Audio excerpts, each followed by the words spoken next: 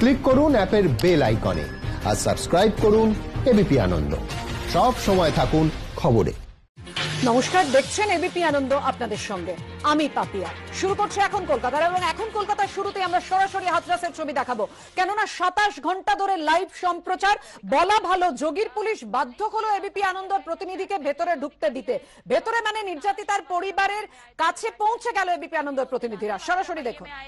तो परिवार शांत तो है, लेकिन मुझे नहीं लगता कि अभी वो इस बात से संतुष्ट हैं कि जो बातें उन्होंने रखी हैं वो आगे पूरी होंगी। तो मुझे उनके डर में भी कमी अभी इतनी नहीं दिखाई दी। और अगर बात करें उनकी मांगों की, या जो उनकी एक ही मांग है कि हमें इंसाफ चाहिए, उनको मुआवजा नहीं चाहिए। साफ तौर पर परिवार मना कर रहा है, हमें सिर्फ इंसाफ चाहिए। तो क्या वो इंसाफ मिलेगा या नहीं मिलेगा, और अभी भी ये सवाल उनकी नजरों में आपको दिखाई देगा, उनके बातचीत के लहजे में आपको दिखाई देगा। और देखिए, कुछ लोग यहाँ पर हैं जो ये कह रहे हैं कि भाई अस्थियां, एक तो परिवार का मेंबर कह रहा था कि नहीं उठानी है, तब तक नहीं उठानी है जब तक जस्टिस जो है वो नहीं मिलेगा। मेरे साथ इस वक्त आप एक और तस्वीर देख रहे हैं, मथुरा टोल पर प्रियंका गांधी की तस्वीर इस वक्त आप स्क्रीन पर देख रहे हैं। उनकी बेटी नहीं रही और उनकी आवाज सुनकर ही इतना दुख हुआ। तो उसके बाद उनको इतना प्रताड़ित किया है, तो सबसे पहले तो मैं समझ नहीं सकती कि सरकार ऐसा क्यों करती है, क्योंकि सरकार का कर्तव्य ये है कि उनको पूरी तरह से सपोर्ट करे, उनकी सहायता करे। इतनी दर्दनाक चीज हुई है उनकी बेटी के साथ, इतना खराब हादसा हुआ है, उसके बाद भी अगर हम उन्हें सपोर्ट नहीं कर सकते, उन्हें न्याय नहीं दिलवा सकते, किस काम की है सरकार? Ma'am, ADG law and order का कहना यह है कि रेप हुआ ही नहीं है, रेप को ही निकाल दिया है। तो क्या आप सफल हो गया है? जी नहीं, सफल कुछ नहीं। हम सफल तब होंगे जब उस परिवार को, उस बिटिया को न्याय मिलेगा, तब हम सफल होंगे।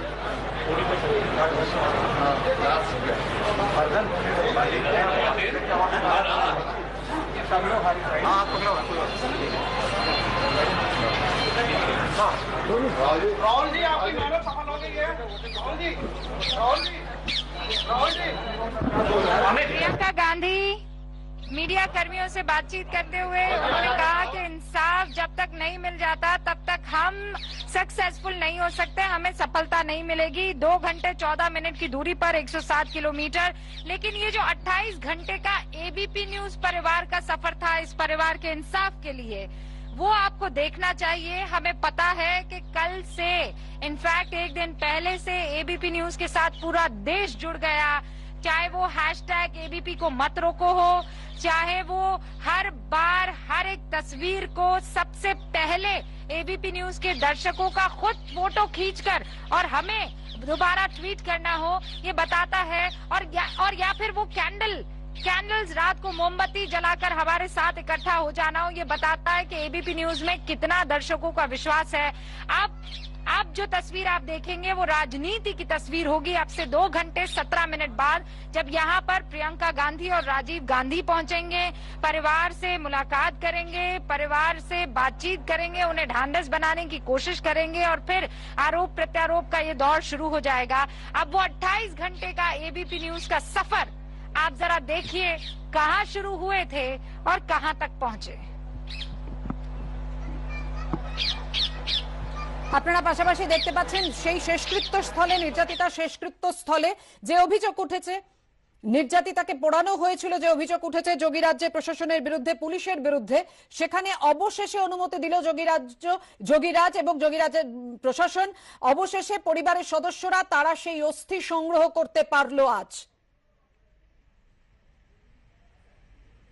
की उम्मीद जगती चली जाएगी कि एबीपी न्यूज अब जगह छोड़ देगा, लेकिन ऐसा हुआ नहीं, ऐसा हुआ नहीं। और फिर कहां तक पहुंचे वो आप देखिए।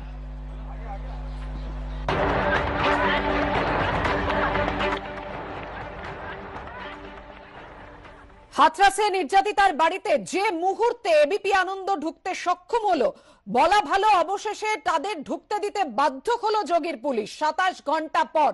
ঠিক সেই মুহূর্তে এবিপি আনন্দের প্রতিনিধিরা যখন ঢুকলো, ঠিক সেই মুহূর্তের ছবি আপনাদেরকে দেখাবো।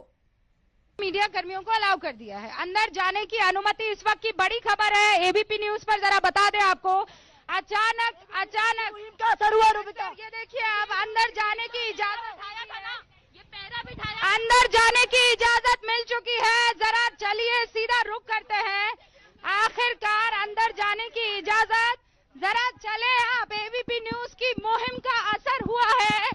क्या बैरिकेड खोल दिए गए हैं और सीधे तौर पर मजिस्ट्रेट जो है आगे की तरफ जा रहे हैं कि ये एबीपी न्यूज की, पूरा देश जानता है कि एबीपी न्यूज की मुहिम है और यहाँ आखिरकार प्रशासन को झुकना पड़ा है।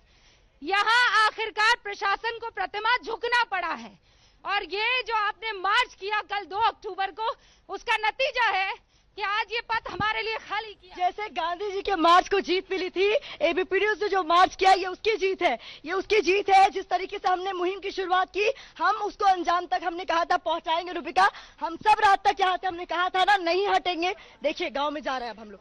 पहुंच गए हम पीड़ित के घर। सबसे पहले पहुंचे पीड़ित के घर। सबसे पहले पहुंच गए हम पीड़ित के घर।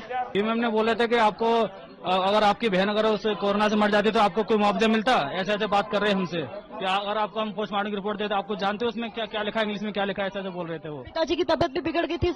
हाँ, पिताजी की अभी तबीयत बहुत ज्यादा खराब है उनकी भी। इलाज के लिए भेजा? इलाज के लिए अभी नहीं पापा, यहीं पर दवाई प्राइवेट केमिस्ट से मंगा के खा रहे हैं। घर का आंगन पार कर पाए इतने दिनों में आप? नहीं, हमने गया अभी। क्या जिस तरह से ये सब किया जा रहा है, मैम मुझे नहीं लग रहा कि हमारी बहन को इंसान मिलेगा। क्या हुआ है 3 दिन तक आप लोगों के साथ, क्या हुआ है? यही हुआ कि कल बोल दिया था आप लोगों से कि यहाँ पे वो एसआई टीम बैठी है, पर यहाँ कोई नहीं था। यहाँ पे खाली पुलिस वाले थे। और परसों वाले दिन एसआई टीम सुबह आके बैठ गई थी। आज सुबह आके बैठ गई, टाइम नहीं क्लियर पता है। आप कह रही है कल यहाँ एसआईटी नहीं थी, यहाँ कोई एसआईटी नहीं। कल यहाँ कोई नहीं है। यहाँ कौन थी? यहाँ कोई नहीं आया, सिर्फ पुलिस वाले थे। जो कितने पुलिस वाले? कल जो कि छत पे हमारे पुलिस वाले जो कि अभी भी शायद टाइम होंगे। और कल वहाँ पे हमारी एक गैली वैली में पुलिस वाले यहाँ पे घूमते ही रहते हैं, यहाँ चक्कर काट। आप लोग घर से बाहर निकल पाए? कोई भी नहीं, हम लोग बाजार भी नहीं जाते। मैं हमारा खाना पीना सब कुछ उल्टा सीधा, जो भी कुछ हमारे छोटे छोटे बच्चे हैं वो भी खाने के लिए रोते रहते हैं। मैम कुछ भी नहीं कर पा रहे। फोन आप लोग का आपके पास था या छीन लिया? नहीं, फोन तो हमारे साथ था। एक दो फोन थे हम लोगों के पास, फोन नहीं छीने मैम। फिर क्या बोला जरा अम्मा, कुछ विश्वास की उम्मीद है? ये उस माँ का हाल है जो कहती थी हल्दी लगाना चाहती। उन्होंने कहा था, ये माँ कह रही थी कि अपनी बेटी की आखिरी विदाई नहीं कर पाई। कोई किसी और की बॉडी ले आई थी, बोला हमें ये भी नहीं पता मैम। उन्होंने आज भी हमें यकीन है कि हमारी माँ की बॉडी है पुलिस वालों के हाथ में। क्यों लेके आए हमें नहीं पता कि हमारी क्या और कोई लड़की थी, हमें नहीं मालूम। ये वही तस्वीर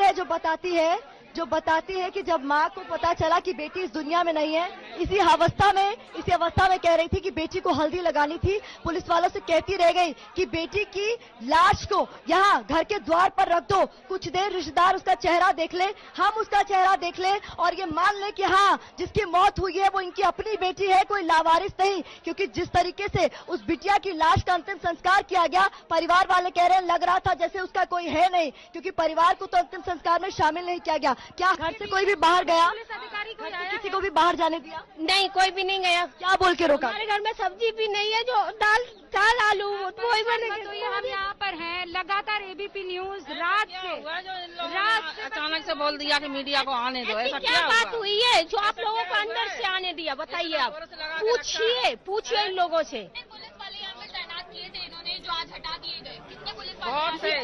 पूरी छत पे थे, आंगन में थे, हाँ नीचे भी थे। रात से ये सब काम करते गए हैं। कोई खतरा भी महसूस बहुत हो रहा है। किससे है खतरा? किससे है?